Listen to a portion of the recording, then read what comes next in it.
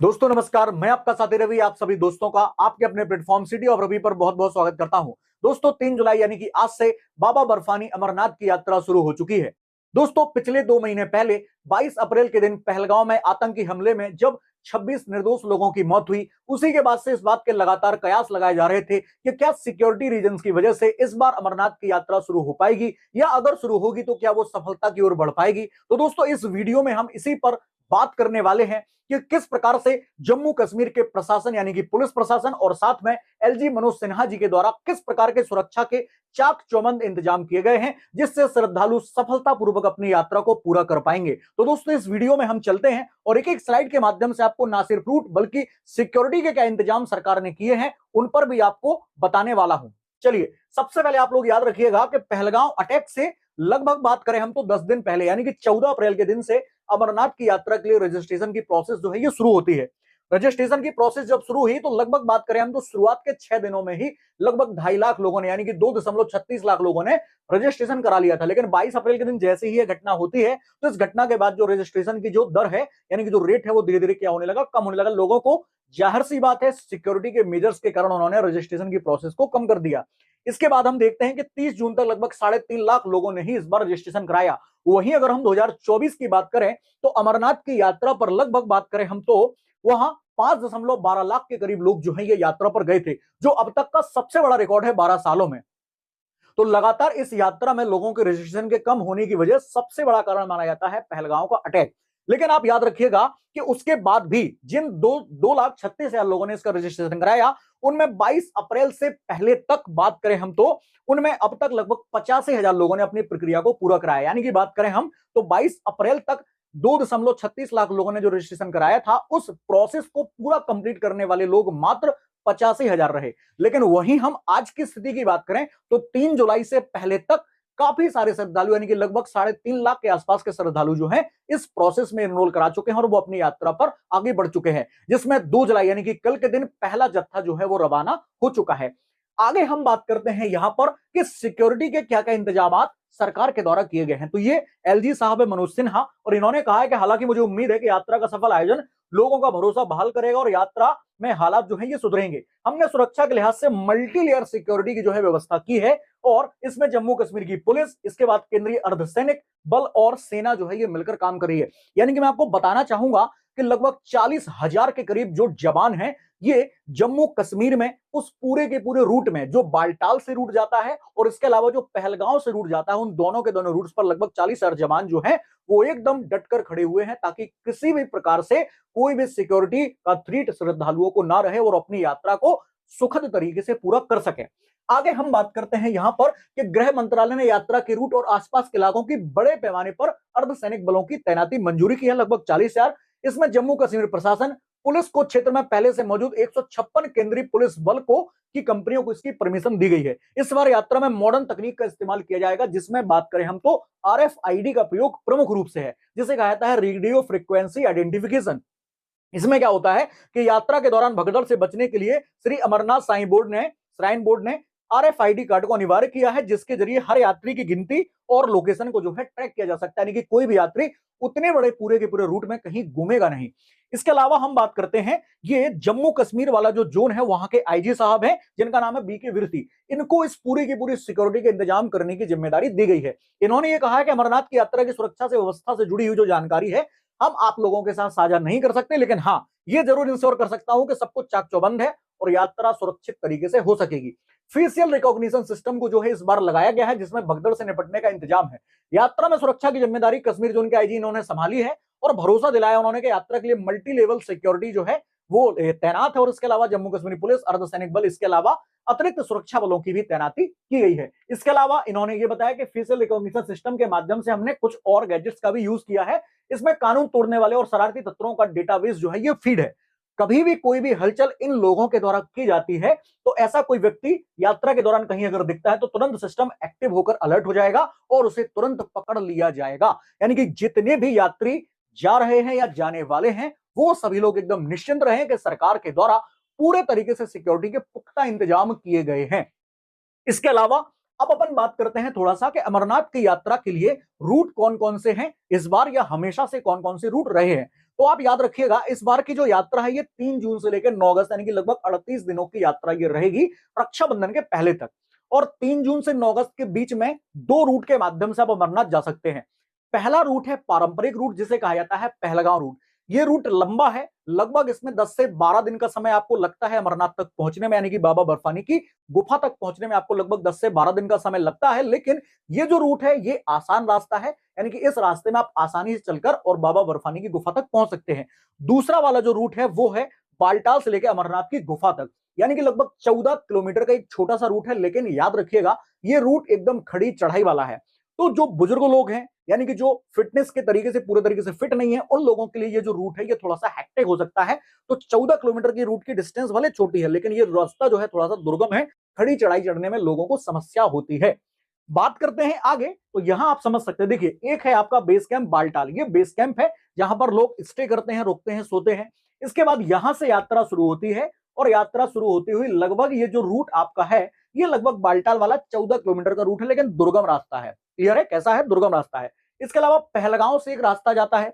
पहलगांव वाला जो रास्ता है ये सामान्य रास्ता है, मतलब इतना भी सामान्य नहीं है कि कोई भी चल ले, लेकिन हाँ बालटाल के रास्ते से अगर देखा जाए तो यहाँ पर खड़ी चढ़ाई नहीं है और आसानी से आप यहां से पहुंच सकते हो। तो ये जो रूट है लगभग 48 किलोमीटर का रूट है, 48 किलोमीटर का। और इस रूट को कंप्लीट करने में लगभग आपको, बात करें हम तो 12 से 13 दिन का समय लगता है। ठीक है, ये बात आप याद रखना। अब देखो इस मैप से अपन थोड़ा सा समझते हैं, ये छोटा वाला रूट यहाँ पर बालटाल, डोमाली, बरारी है ना, 2 किलोमीटर, 5 किलोमीटर, 4 किलोमीटर और 3 किलोमीटर। इसको कंप्लीट में लाएंगे तो आप लगभग 14 किलोमीटर के आसपास ये होगा। इसके अलावा यहाँ पहलगांव से पहला वाला रूट है जिसे कहा जाता है पारंपरिक रूट। और हजारों सालों से जितने भी दर्शनार्थी अमरनाथ आते हैं उनमें से अधिकांश लोग जो हैं इसी वाले रूट को फॉलो करते हुए बाबा बर्फानी की गुफा तक पहुंचते हैं। पारंपरिक रूट माना जाता है और सबसे ज्यादा भीड़ भी हमें इसी वाले रास्ते में मिलती है। तो यहाँ पहलगांव, चंदनबाड़ी, पिस्सू टॉक, जोजीबल, नागाकोटी, शेषनाग, बारबल है ना, महागुना स्टॉप, पाबीबल, इसके बाद पंचतरणी और इसके बाद संगम। और ये 3 किलोमीटर का रूट जो है ये दोनों लोग सेम टू सेम चलते हैं।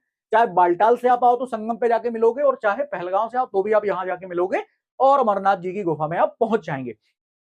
इसके बाद अपन बात करते हैं, देखिए आपके 48 किलोमीटर का रूट है, 3 से 5 दिन का समय इसमें लगता है पहले वाले रूट में। और इसके अलावा जो 14 किलोमीटर का रूट है इसमें 1 से 2 दिन का समय लगता है और आप इन गुफा में पहुंच जाओगे। अब आप देखो ये वाला रूट जो है ये दुर्गम चढ़ाई वाला है और ये सामान्य रास्ता है। इसके बाद अपन बात करते हैं कि अमरनाथ यात्रा के दौरान रजिस्ट्रेशन का प्रोसेस क्या है। तो ऑनलाइन और ऑफलाइन दोनों तरीके के रजिस्ट्रेशन की व्यवस्था यहां पर की गई है। अब सबसे पहले हम बात करते हैं पहले ऑनलाइन रजिस्ट्रेशन की। तो ऑनलाइन रजिस्ट्रेशन की फीस जहां 220 रुपए है, वहीं ऑफलाइन रजिस्ट्रेशन मात्र 120 रुपए में होगा। 220 की फीस जो है ये 14 अप्रैल से रजिस्ट्रेशन जो है लगातार हो रहे हैं और जम्मू कश्मीर की वेबसाइट है jksasb.nic.in, इस पर आप रजिस्ट्रेशन करा सकते हैं और एक दिन में लगभग 15,000 के करीब लोग इस रजिस्ट्रेशन की प्रोसेस से इनरोल हो सकते हैं। आपको आईडी वगैरह क्या क्या लगेगी इस बार, तो Aadhaar card, voter ID, PAN, passport कुछ भी, और एक आपका कंपलसरी हेल्थ सर्टिफिकेट जिसमें पता चले कि आप इस यात्रा के लिए एकदम फिटफाट है। इसके बाद बात करते हैं, ये सारी की सारी चीजें हैं। डॉक्यूमेंट सबमिट करने के बाद बायोमेट्रिक, केवाईसी होगा, वेरिफिकेशन होगा। फिर जम्मू कश्मीर जब आप पहुंचेंगे तो वहां पर आपको आरएफआईडी कार्ड दिया जाएगा ताकि आपकी लोकेशन और आपको ट्रैक किया जा सके कि आप कहीं गुम ना जाएं। इसके अलावा बात करते हैं आगे कि इसके लिए ऑफलाइन रजिस्ट्रेशन की क्या प्रोसेस है। तो आप ध्यान रखें, देश भर में कुछ 533 के लगभग सेंटर बनाए गए हैं जिनमें 120 रुपए की रजिस्ट्रेशन फीस रखी गई है। अब आप ध्यान रखना, ये रजिस्ट्रेशन की फीस है, पूरी यात्रा का खर्चा नहीं है, ये सिर्फ रजिस्ट्रेशन की फीस है। इसके अलावा बैंक की जो ब्रांचेस हैं जिसमें पंजाब नेशनल बैंक है ना, इसके अलावा state bank, Jammu Kashmir bank और यस बैंक, इनकी अलग अलग शाखाओं में इस प्रकार के सेंटर बनाए गए हैं जहां से आप जाके ऑफलाइन रजिस्ट्रेशन भी करा सकते हैं। इसके अलावा तत्काल रजिस्ट्रेशन के काउंटर भी हैं कि आप जम्मू कश्मीर पहुंचेंगे स्टेशन पर तो वहां पर भी है। वैष्णवी धाम पहुंचते हैं, सरस्वती धाम, पंचायतन भवन, यहां पर कहीं पर भी पहुंचकर आप ऑफलाइन रजिस्ट्रेशन तुरंत भी करा सकते हैं। इसके अलावा साधु संतों के लिए अलग से व्यवस्था की गई, कहां पर भगवती नगर बेस कैंप जो है वहां पर साधु संत पहुंचकर क्या करा सकते हैं, रजिस्ट्रेशन। और जरूरी डॉक्यूमेंट्स कौन से हैं जो सामान्य लोगों के लिए हैं, वो साधु संतों के लिए भी हैं और तत्काल रजिस्ट्रेशन के लिए भी हैं। इसके अलावा बात करते हैं कि अमरनाथ पहुंचने के लिए अपन लोग कौन कौन से रूट्स को फॉलो कर सकते हैं, यानी कि कैसे आप अमरनाथ पहुंच सकते हैं। तो पहला जो रूट है जो ज्यादातर जनता फॉलो करती है वो है ट्रेन का रूट। क्लियर है? ट्रेन से यात्रा। तो आप ट्रेन के जरिए जम्मू तवी स्टेशन पर पहुंचिए और जम्मू तवी स्टेशन के बाद पहलगांव या बालटाल जहां पर भी आप जाना चाहते हैं, आपको लंबे वाले रूट से जाना है तो आप पहलगांव जाइए जम्मू कश्मीर, जम्मू तवी से। और अगर आपको छोटी रूट से जाना है, दुर्गम चढ़ाई आप चढ़ सकते हैं, तो आप बालटाल पहुंच जाइए, वहां से आपको रूट मिल जाएगा। इसके बाद समझिए आप कि जम्मू तवी स्टेशन तक पहुंचने में आपको 10 से 14 घंटे लगेंगे और जम्मू कश्मीर से पहलगांव की दूरी लगभग 250 किलोमीटर है और उसमें 7 से 8 घंटा लगेगा। वहीं अगर आप बालटाल जाते हैं तो बालटाल की दूरी जम्मू से लगभग 400 किलोमीटर है और 400 किलोमीटर के बाद आपको 10 से 12 घंटे का समय लगेगा इस दूरी को तय करने में। और बालटाल से आगे जाने में मैंने आपको बता ही दिया कि बालटाल से जब आप आगे जाएंगे तो 1 से 2 दिन का समय आपको इसमें लगेगा, लेकिन दुर्गम चढ़ाई है। फ्लाइट की बात कर लें तो अमरनाथ जाने के लिए श्रीनगर जो है ये नजदीक एयरपोर्ट है और श्रीनगर से आप टैक्सी के जरिए क्या पहुंच सकते हैं, बेस कैंप। अब बेस कैंप जब मैं यहां पर कहता हूं तो बेस कैंप का मतलब यहां पर है बालटाल या पहलगांव, दोनों बेस कैंप है। इसके बाद श्रीनगर से पहलगांव की दूरी मात्र 90 किलोमीटर है जो आप 2.5 से 3 घंटे में तय करते हैं और बालटाल की दूरी 120 किलोमीटर जो आप 3 से 4 घंटे में बालटाल पहुंच जाओगे। इसके बाद बस से यात्रा की बात करें तो दिल्ली से आपको सारी कनेक्टेड बसेस मिल जाएंगी, प्राइवेट भी मिल जाएंगी, सरकारी भी मिल जाएंगी। तो बस के जरिए आप पहुंच जाएंगे बेस कैंप, यानी कि बालटाल पहुंच जाएंगे या पहलगांव पहुंच जाएंगे। दिल्ली से जम्मू कश्मीर की दूरी 594 किलोमीटर और 12 से 14 घंटे का समय इसमें लगता है। अब देखते हैं कि इस पूरी की पूरी यात्रा में खाने पीने की क्या व्यवस्था है। तो याद रखिएगा, जम्मू कश्मीर हो गया, हरियाणा हो गया, पंजाब हो गया, दिल्ली हो गया, है ना, और हिमाचल हो गया, इन अलग अलग राज्यों में क्या बने हैं, लंगरों की व्यवस्था की गई। लगभग 50 के करीब लंगर जो है बड़े पैमाने पर यहां पर शुरू किए गए हैं ताकि आप लोगों को मुफ्त में खाना मिल सके। जो देश भर से पिलग्रिमेज वहां पर आते हैं, दर्शनार्थी आते हैं, तो उनके लिए खाने की फ्री व्यवस्था और बढ़िया वाली क्वालिटी का। तो आप देखो यहाँ पर जगह है अलग अलग, बालटाल डोमेन, गुफा मंदिर, शेषनाग, पिस्टू टॉक, पंचतरणी, चंद्रवणी, ये सारे स्थान और यहाँ पर अलग अलग लंगरों की संख्या यहाँ लिखी गई है। तो आप समझिए कि आपको खाने पीने की भी कोई टेंशन वहां पर नहीं होने वाली। इसके अलावा बात करते हैं कि इस पूरी की पूरी यात्रा में अपने जेब से पैसा जाएगा कितना। ठीक है, अब मैं आपसे बात कर रहा हूं कि घर से निकल के और वहां तक पहुंचने में आपको कितना खर्चा आएगा। तो देखो आप यहाँ पर कि यात्रा में अगर आप दिल्ली से सफर की शुरुआत कर रहे हैं, दिल्ली एक आदर्श जगह मान लेते हैं अपन, एक आइडियल दिल्ली से अगर आप सफर की शुरुआत करते हैं तो 14 किलोमीटर वाले बालटाल रूट से जब आप अमरनाथ की यात्रा करते हैं तो 15 से 20 हजार के आसपास का खर्चा आता है, क्योंकि रूट छोटा है और वहां पर सेंटर जो बेस कैंप है छोटे छोटे वो कम बने हैं। इसी प्रकार से 48 किलोमीटर वाले अगर आप पहलगांव रूट पर जाते हैं जो कि लंबा रूट है और वहां पर बेस कैंप बहुत सारे बने हैं बीच बीच में, है ना, तो उस रूट से आपको जाने में 20 से 25 हजार रुपए यानी कि 5 हजार रुपए एक्स्ट्रा आपको खर्च करने पड़ सकते हैं, क्योंकि रूट लंबा है, भूख ज्यादा लगेगी, ज्यादा खाओगे। इसके अलावा दिल्ली से बालटाल या पहलगांव पहुंचने और होटल में रुकने का सारा खर्चा जो है इसमें शामिल हो जाता है आपका।